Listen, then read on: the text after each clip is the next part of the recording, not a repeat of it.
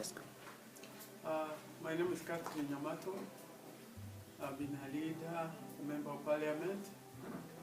I've been a leader of several women groups. My entry into women leadership started with Menstrual, which was a grassroots women organization. Then from there, I started the Federation of Women Groups that brought more than 1,000 women groups in the whole of Kenya. And then from there, as women politicians, we started the League of Kenya Women Voters, which also brought together women from various backgrounds and women who are interested in politics. We got the idea of the Federation of Women, the League of Kenya Women Voters from our visit to America some times back. And then there was the League of American Women Voters. So they encouraged us that for us to get women to vote the other women, we needed to start a civic education program. And that civic education program could only be in place if we had an organization that was really politically oriented with political interests to educate women as they need. Because we were asking these American women, we know where we come from in Kenya. It's a patriarchal society. They don't believe in women leadership, which they encouraged and said it is all over the world. Even them, it wasn't easy for them. So they encouraged us to start the League of Kenya Women Voters.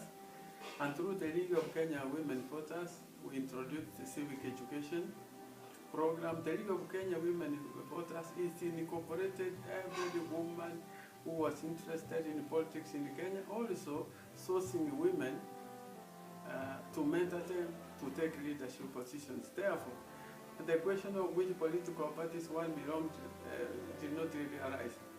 Our membership was just women, that you are a Kenyan woman, and we are seeking leadership. We are trying to see how we can be included in decision making. We were fighting for space, recognition, the rights of the girl child, the rights of women and woman herself, because the women's voice was not there, the women's voice was not there, the space for women was not there. Maendeleo ya wanawake was more or less like that time when it started. It was like a welfare. It also had interests of women, but it concentrated more on the welfare of women, the girl child, the family planning. My dog was the pioneer that he thought of family planning in Kenya those days. It was also the pioneer that he thought about the FGM, how to bring it to an end. So the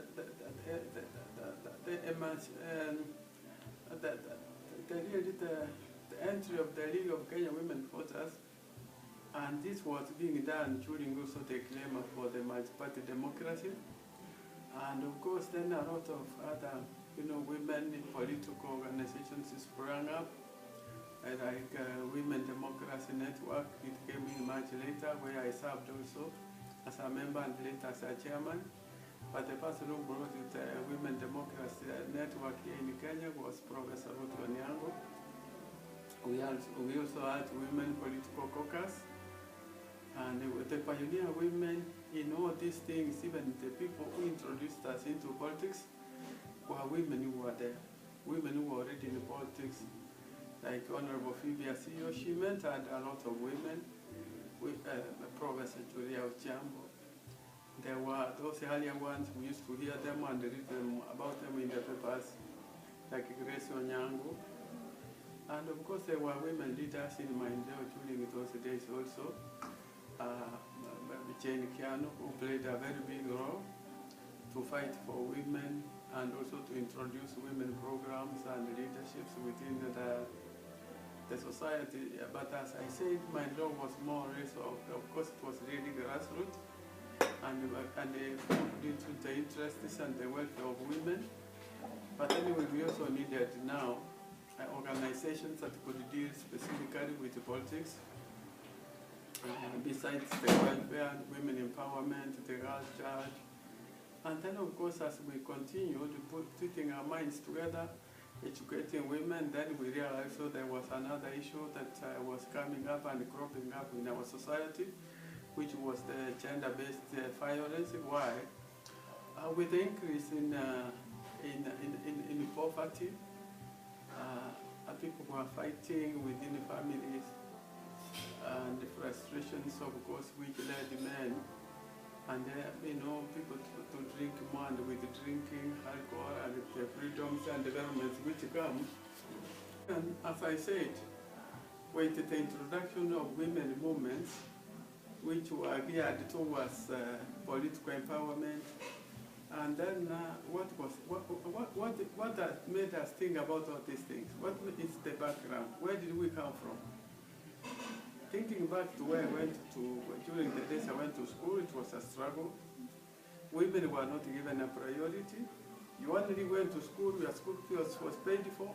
If all your brothers' school fees had been paid, you were always, the girls were always the last to be considered. It doesn't matter how bright you were. The belief was then, a woman's place was in the kitchen. Whether she goes to school or not go to school, at the end of the day, it was marriage. She got married, she left it at home. She was never considered so much as part of the family, and that brought the girls back.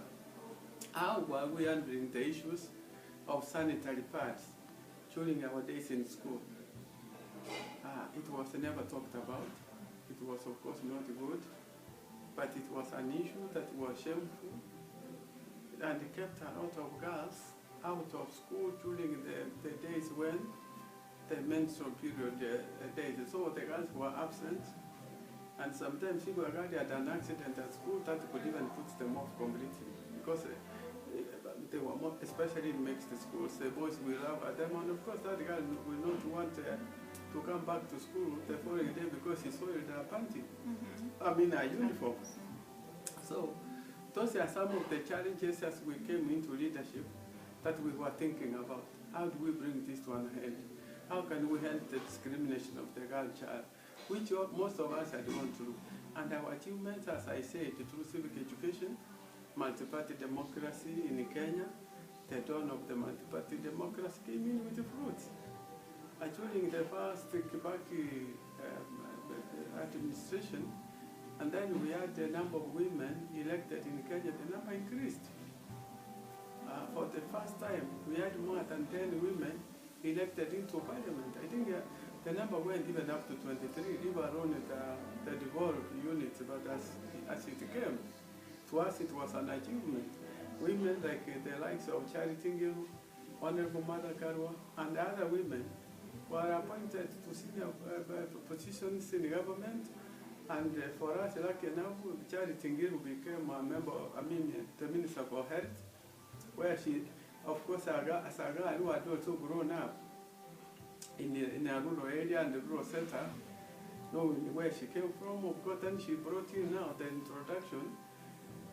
She started looking into the harmful traditional practices, like the wife inheritance, which increased the transmission of HIV. That she handled it very well. And then, of course, she came in, she introduced the sanitary towels in schools, which I must say during the earlier days really got to the girls, and the distribution was very well organized. It might not have continued later in life to how it was expected. Somewhere in between something cropped in.